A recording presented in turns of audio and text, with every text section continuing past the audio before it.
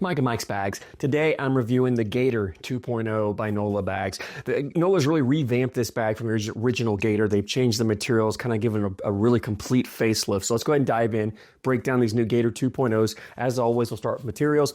Every time I review a Nola bag, I mention that when you get bags from Nola, you're going to get a bag that has a different or unique material most of the time. This is no exception. This low side, unique material. I haven't seen it in a bag before. It's a hybrid material, but it feels like a true carpet material. It feels like 100% polypropylene. It just has that thicker feel to it. It doesn't break down and get real sloppy and floppy like a polyester material, but wood or some of those hybrid materials, they have a lot of stretch to it. This seems to hold its structure really well. It keeps the bag from getting too loose, too sloppy, too floppy on it. It plays about I'm going to say a 5-speed. It plays faster than your traditional carpet materials do. Most of those 4.5 speeds. It plays faster than those. It's slower than your typical hybrid materials. So it falls into that 4.5, 5 range. I'm going to say a 5, but maybe just a hair slower than your traditional 5 on there. Gives you a ton of control. Still very hole friendly for control you get with it. Great for the shot shaping and the blocks. You're playing a dirty style game with your blocks, your cuts, your rolls, and flops. You can do that really well. So 5-speed on the slow side here. Fast side, this is that same material you find on the fast side of the B3, the Ranger, the Fatal, the Coyote, the Cornhole Coastal Creature, the Icon, the Fear, the Big Mac bag, whatever, the True Cornhole Trimmer XD. There's a lot of bags that use this material. It's becoming very popular. It's very similar to that Pro Sniper Viper fast side material. Not quite the same. Still plays, I call it about a 9-speed. It's fast.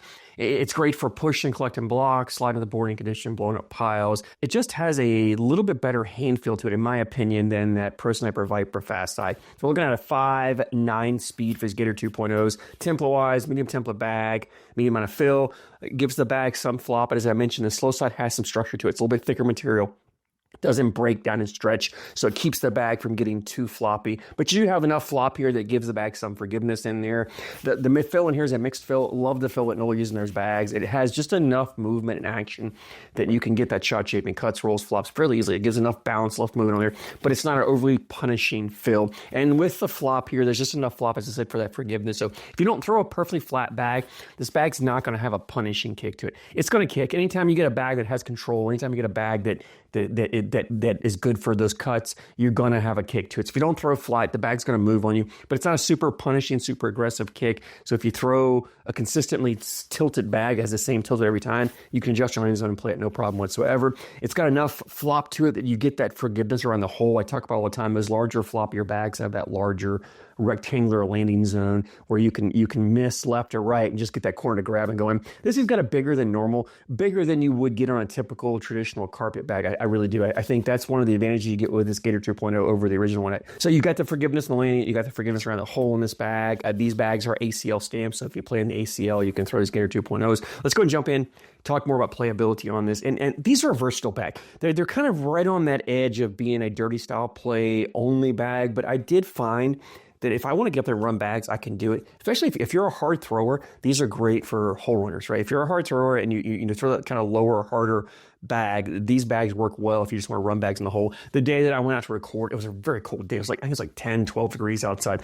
Bags were cold, boards were cold. They were playing fast. To me, cold boards play fast. So you'll see here, I was doing a lot more hole running than I was playing than I typically would with a bag like this. But as you can see, I still have control. I was able to throw some blockers, and I make some blockers, and every now and then I was able to do that even when the boards were on the faster side. So I do like these bags for fast boards, or like I said, as hard throwers, either one like that. But on normal boards, they're great for that dirty style game, and that's where I think it really shines. Is throwing those blockers up there, you've got the control to put the bag wherever you want on the board. Those level 1, level 2, level 3 blockers. You can get aggressive, put on your opponent's side, knowing that with collectability in this bag, because they're not super loose and floppy, when you go to collect them, they're not going to accordion up, which means you can come down, you can clip a corner, take it in. Enough speed on the fast side that if you need to ride that level 3, level 4 blocker up, you can hit it and ride it all the way up.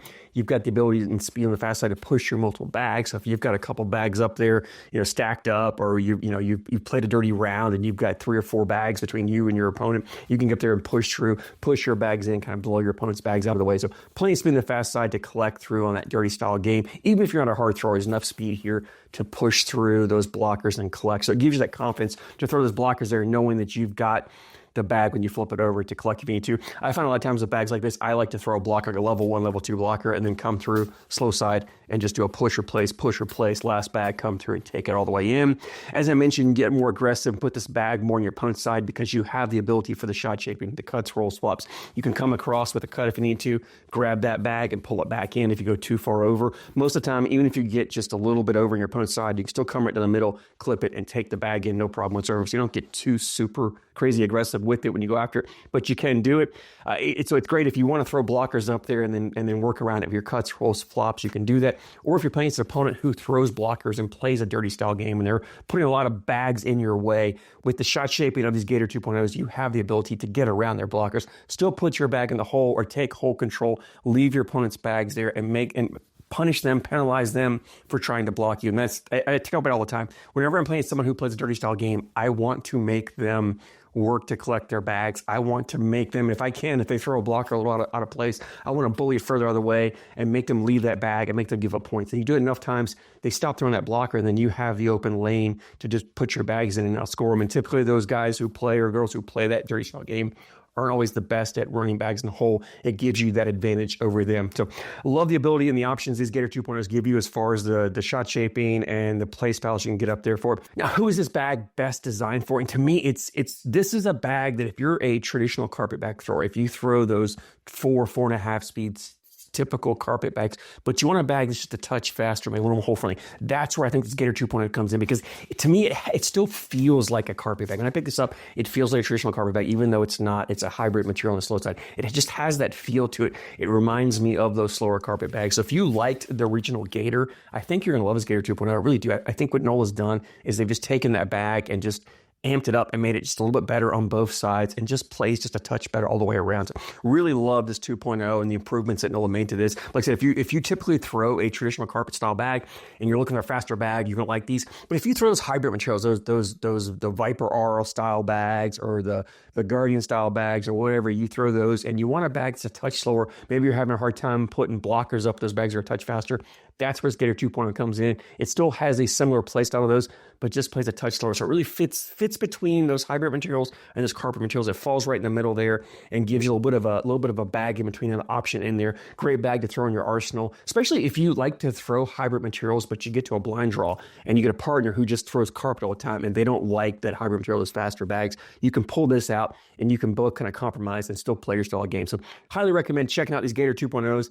Leads me to availability. Nola has a website, NolaBags.com. As always, I'll put a link down in the description for you guys. These bags were $65 for a set. It's $10 shipping, $75 shipped to you all in. Phenomenal price for an ACL stamp bag. One of the lower price points you're going to get for them. Highly recommend them at that price. Great quality bags. You're definitely getting your money's worth. If you throw in these Gator 2.0s, I'd love to hear your thoughts.